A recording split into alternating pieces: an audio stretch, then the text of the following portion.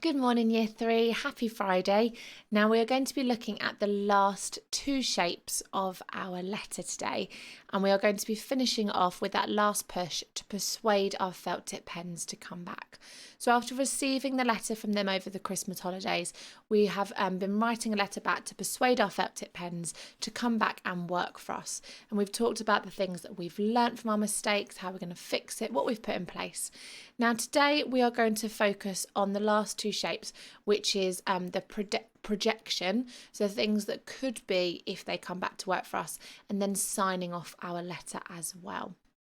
Now we've got six learning chunks, six initiates to do with our 3 learning chunks today. So let's have a look at our first one.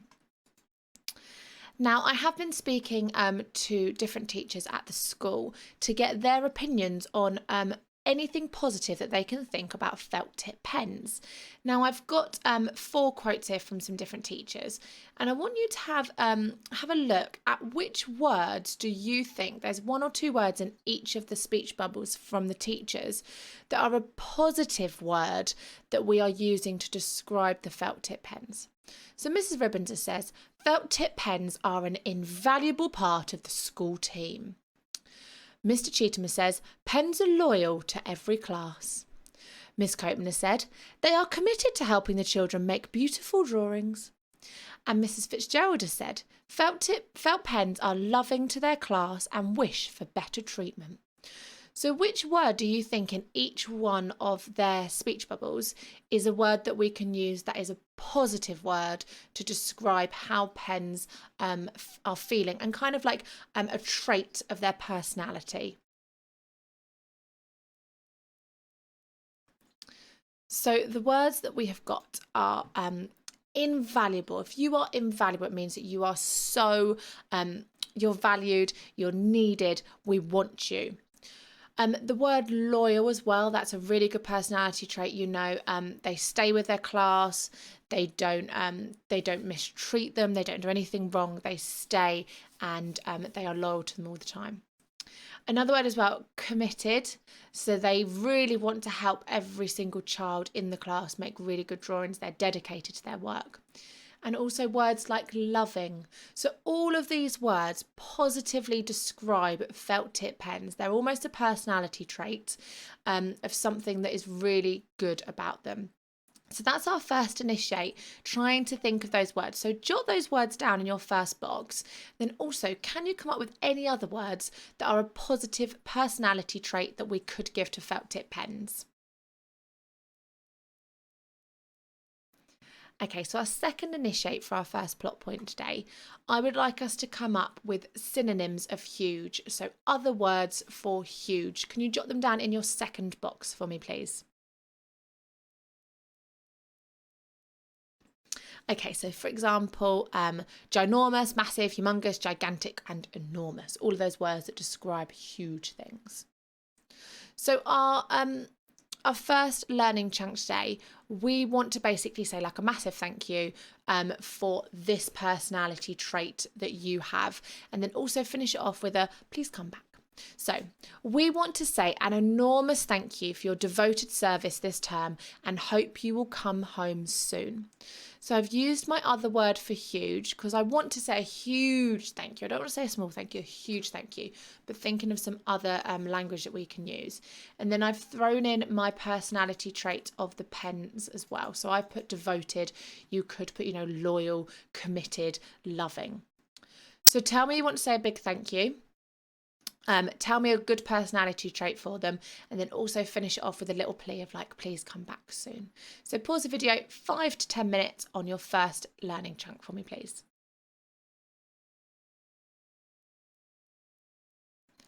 Okay, so let's have a look at our next 2 initiates. So we are going to start with an alliteration here, and we want to describe some of the things that the pens might colour. So one of the ways that we're going to, with this projection shape, is be like, look, if you come back, we're going to let you colour in this and this and this and this. But we want to make them exciting things they can colour in using alliterations. So how could you describe the sky, the mountains and penguins using an alliteration? So a word, a descriptive word, an adjective that starts with the same letter or the same sound even as the noun. So pause the video and have a go at finding some alliterations, please. Okay, so I have got the sapphire sky you might be able to colour in, or the mighty mountains, or even the perfect penguins you can colour in as well. Make it exciting, make it interesting. We're trying to bring these felt tip pens back to us. So our fourth initiate today, we are going to use a rhetorical question. Now, a rhetorical question is a question that can't be answered. We're writing a letter, we can't expect a response straight away. But we use a rhetorical question to make the reader really think about a situation, to make it play on their mind, and to try and, in this case, convince the pens to come back.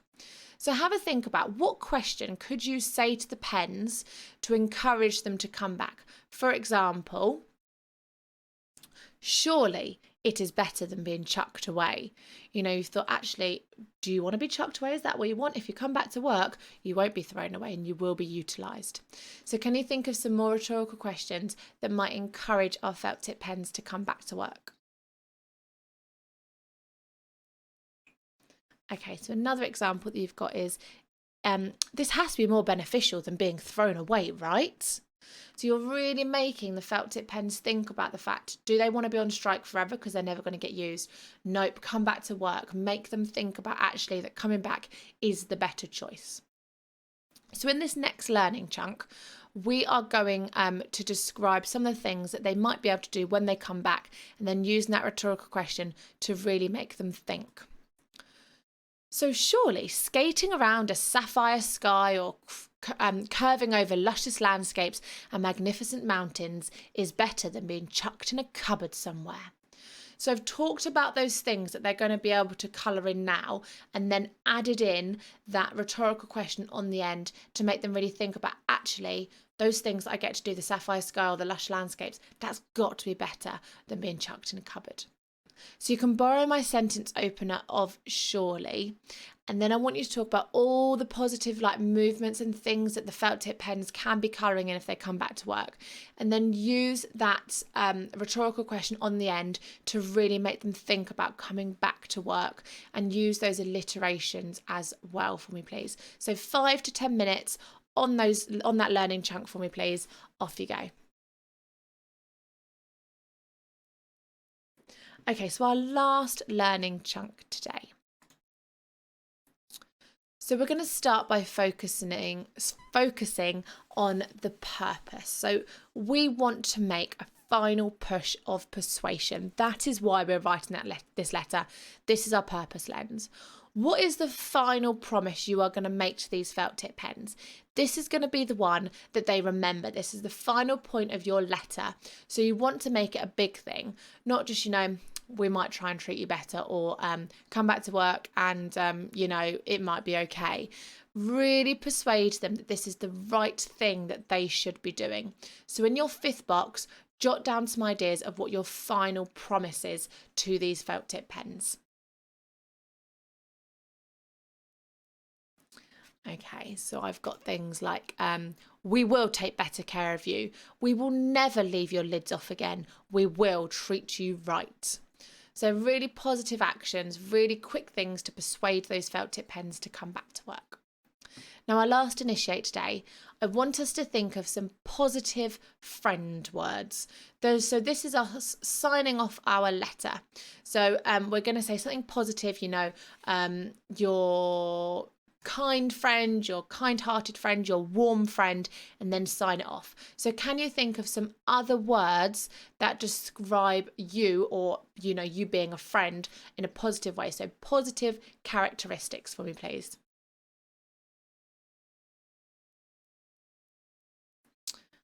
Okay, so we've also got things like considerate friend, attentive, thoughtful, affectionate, loving, understanding. So they are all traits that you're saying that you have when you sign off your letter to encourage them. Actually, the people I'm going to go back to work for are all of these things, and I am going to be treated okay. So this is our last part of our letter. This is us making a final promise and then signing off our letter. We promise to take better care of you and hope you can resolve this quickly. Your caring, loving, compassionate friend. And then I've put Duncan because I'm thinking about the day the crayons quit. So this is our last part. Now we do need to start a new paragraph here because this is the final bit we sign off with our name. It's not linked to our previous paragraph. So brand new paragraph for me. Start by writing about the things you're going to promise. Sign off using positive friend words for me, please. And then, of course, put your own name on the end so they know exactly who's been writing to them and who's going to promise all these wonderful things for our felt tips. So 5 or 10 minutes on this last learning chunk and then pop back to me, please.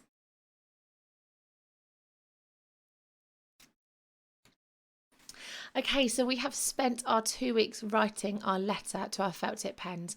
Now, hopefully, I will send these all to the felt tip pens over the weekend, and hopefully on Monday and after half term, they will come back to work and we will be able to use them in a really creative, exciting way and not misuse them like we might have done before Christmas. I hope you all have a fantastic weekend, Year 3. I look forward to reading the last part of your letters, and I will see you on Monday. Bye, guys.